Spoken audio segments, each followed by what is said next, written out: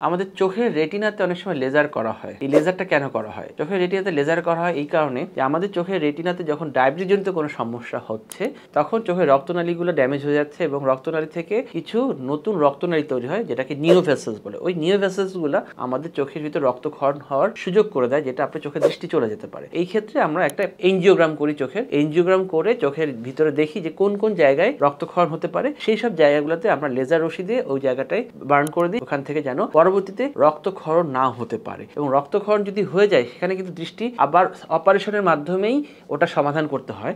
কিন্তু আপনার যদি আগে থেকে লেজার করে রাখা হয় তাহলে আপনার রক্তক্ষরণ হওয়ার প্রবণতাটা অনেকাংশেই কমে যায়, যদি আপনার ডায়াবেটিসটা নিয়ন্ত্রণে থাকে। লেজার করার দরকার হলে অবশ্যই একজন রেটিনা স্পেশালিস্টকে দেখিয়ে আপনাকে দেখতে হবে যে আপনার চোখের ভিতরে রক্তক্ষরণের প্রবণতা আছে কিনা, কিংবা এনজিওগ্রাম করতে হবে।